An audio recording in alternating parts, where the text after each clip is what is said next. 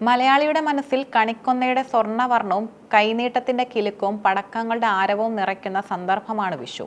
കേരളത്തിന്റെ കാർഷിക സംസ്കാരവുമായി അഭിവാജ്യമാം വിധം ബന്ധപ്പെട്ട് കിടക്കുന്ന ഈ ആഘോഷം കേവലം ഒരു മതപരമായ ചടങ്ങല്ല, മറിച്ച് പ്രകൃതിയും മനുഷ്യനും തമ്മിലുള്ള ഗാഢമായ ബന്ധത്തിന്റെ പുനർവായന കൂടിയാണ്. വിഷു എന്ന വാക്കിന് സംസ്കൃതത്തിൽ തുല്യമായതെന്നാണ് അർത്ഥം. രാവും പകലും തുല്യമായി വരുന്ന ദിവസത്തെയാണ് പണ്ട് വിഷു എന്ന് വിളിച്ചിരുന്നത്. ജ്യോതിശാസ്ത്രപരമായി സൂര്യൻ മേടം രാശിയിലേക്ക് പ്രവേശിക്കുന്ന മേടസംക്രമ ദിനമാണ് വിഷു ആഘോഷിക്കുന്നത്. ഭൂമധ്യരേഖയ്ക്ക് നേരെ മുകളിൽ സൂര്യൻ എത്തുന്ന ഈ കാലം വസന്തകാലത്തിന്റെ തുടക്കം കൂടിയാണ്. വറുതിയുടെയും വരൾച്ചയുടെയും മാസമായ കുംഭമീനങ്ങൾ കഴിഞ്ഞ് പുതുവർഷത്തിന്റെ പ്രതീക്ഷകളുമായി എത്തുന്ന മേടം മലയാളികൾക്ക് ഐശ്വര്യത്തിൻ്റെതാണ്.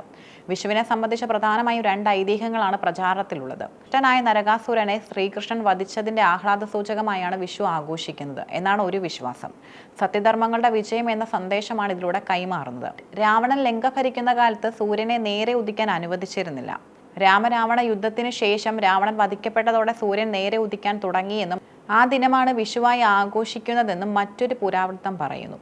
വിഷു ആഘോഷത്തിന്റെ ഏറ്റവും പ്രധാനപ്പെട്ട ചടങ്ങ് വിഷുക്കണി ദർശനമാണ്. ഐശ്വര്യപൂർണമായ കാഴ്ചകൾ കണ്ടുകൊണ്ട് ഒരു വർഷം തുടങ്ങുക എന്ന സങ്കല്പമാണ് ഇതിന് പിന്നിൽ. കുടുംബത്തിലെ മുതിർന്ന സ്ത്രീകൾക്കാണ് കണി ഒരുക്കാനുള്ള ചുമതല. ഒരു ഓട്ടുരുളിയിൽ അരിയും നെല്ലും പകുതിയോളം നിറച്ച് അതിന് മുകളിൽ അലക്കിയ മുണ്ടും പൊന്നും വാൽക്കണ്ണാടിയും കണ്ണിവെള്ളരിയും കണിക്കൊന്നയും വെക്കുന്നു. ചക്ക, മാങ്ങ, നാളികേരം തുടങ്ങിയ ഫലങ്ങളും അഷ്ടമംഗല്യവും ഇതിൽ ഉൾപ്പെടും. ഓട്ടുവിളക്കിൽ 5 തിരിയിട്ട് എണ്ണയൊഴിച്ച് കത്തിച്ചു വെക്കുന്നു. ഭഗവാൻ കൃഷ്ണന്റെ വിഗ്രഹത്തിന് മുന്നിലാണ് സാധാരണയായി കണിയൊരുക്കുന്നത്. ബ്രഹ്മമുഹൂർത്തത്തിൽ ഉണരുന്ന കുടുംബാംഗങ്ങൾ കണ്ണുപൊത്തി കന്നിവിളക്കിന് മുന്നിലെത്തി ഭഗവാനെയും പ്രകൃതിയുടെ കനികളെയും കണ്ടുണരുന്നു. ഈ കാഴ്ച നൽകുന്ന പോസിറ്റീവ് ഊർജ്ജം വർഷം മുഴുവൻ നിലനിൽക്കുമെന്നാണ് വിശ്വാസം. സ്നേഹത്തിന്റെയും കരുതലിന്റെയും പ്രതീകമാണ് വിഷു കൈനീട്ടം. കുടുംബത്തിലെ കാരണവർ പ്രായത്തിന് താഴെയുള്ളവർക്ക് നൽകുന്ന പടമാണ് കൈനീട്ടം. പണ്ട് കാലത്ത് സ്വർണവും വെള്ളിയും നാണയങ്ങളുമായിരുന്നു നൽകിയിരുന്നത്. കൈനീട്ടം ലഭിക്കുന്ന പണം ചിലവാക്കാതെ സൂക്ഷിക്കുന്ന രീതിയും നിലവിലുണ്ട്. ഇത് സമ്പത്ത് വർദ്ധിപ്പിക്കുമെന്ന വിശ്വാസത്തെ ഊട്ടിയുറപ്പിക്കുന്നു. അയൽവാസികൾക്കും ബന്ധുക്കൾക്കും കൈനീട്ടം നൽകുന്നതിലൂടെ സാമൂഹികമായ ഐക്യവും ഇവിടെ ദൃശ്യമാകുന്നു. വിഷുവിന് തയ്യാറാക്കുന്ന വിഭവങ്ങൾക്ക് ചില പ്രത്യേകതകളുണ്ട്. മറ്റ് ആഘോഷങ്ങളിൽ നിന്ന് വ്യത്യസ്തമായി കയ്പും പുളിയും മധുരവും കലർന്ന വിഭവങ്ങൾ വിഷുവിന് നിർബന്ധമാണ്. ജീവിതത്തിലെ സുഖദുഃഖങ്ങളെ ഒരുപോലെ സ്വീകരിക്കണമെന്ന തത്വമാണ് ഇതിന് പിന്നിൽ. അരി, തേങ്ങാപ്പാൽ, പയർ എന്നിവ ചേർത്തുണ്ടാക്കുന്ന വിഷുക്കഞ്ഞി മിക്കവാറും വീടുകളിലെ പ്രധാന വിഭവമാണ്. തേങ്ങാപ്പാലിൽ പുന്നെല്ലിന്റെ അരി വേവിച്ച് ശർക്കര ചേർത്തുണ്ടാക്കുന്ന വിഭവമാണിത്.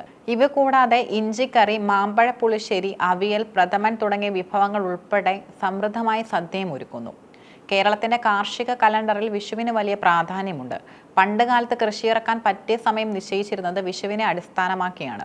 വിഷുദിനത്തിൽ പുലർച്ചെ കൃഷിഭൂമിയിൽ പൂജ നടത്തി ആദ്യമായി മണ്ണ് കിളയ്ക്കുന്ന ചടങ്ങാണിത്. വരും വർഷം മികച്ച വിളവ് ലഭിക്കാൻ ഭൂമിദേവിയോടുള്ള പ്രാർത്ഥനയാണിത്. കാലം മാറിയതോടെ വിഷു ആഘോഷങ്ങളുടെ രീതിയിലും മാറ്റങ്ങൾ വന്നിട്ടുണ്ട്.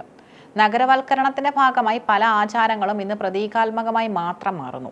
എങ്കിലും വിദേശത്തുള്ള മലയാളി പ്രവാസികൾ ഇന്നും വിഷുവിനെ ഏറെ ഗൗരവത്തോടെയാണ് കാണുന്നത്. ദുബായ് മുതൽ ന്യൂയോർക്ക് വരെയുള്ള നഗരങ്ങളിൽ മലയാളികൾ ഒത്തുചേർന്ന് കണിയൊരുക്കിയും സദ്യയുണ്ടാക്കിയും പ്രവാസി ജീവിതത്തിലെ ഏകാന്തത മറക്കുന്നു. ഓൺലൈൻ വിപണികൾ സജീവമായതോടെ വിഷുക്കണി കിറ്റുകളും വിഷുക്കോടികളും വിരൽത്തുമ്പിൽ ലഭ്യമാണ്. സോഷ്യൽ മീഡിയയിലൂടെ കൈമാറുന്ന വിഷു ആശംസകൾ മലയാളി ആഘോഷത്തിന് പുതിയൊരു ഡിജിറ്റൽ ലോകം തുറന്നു കൊടുത്തിരിക്കുന്നു.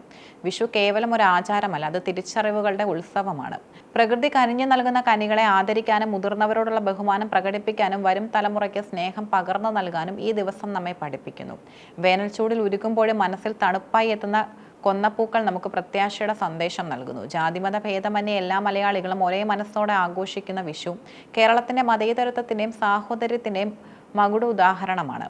വരൾച്ചയുടെ വറുതികളെ അതിജീവിച്ച് സമൃദ്ധിയുടെ ഒരു പുതിയ പുലരിയിലേക്ക് ഓരോ മലയാളിയും ചുവട് വയ്ക്കുമ്പോൾ ഈ വിഷുക്കാലം സമാധാനത്തിന്റെയും ഐശ്വര്യത്തിന്റെയും സന്ദേശമായി മാറട്ടെ.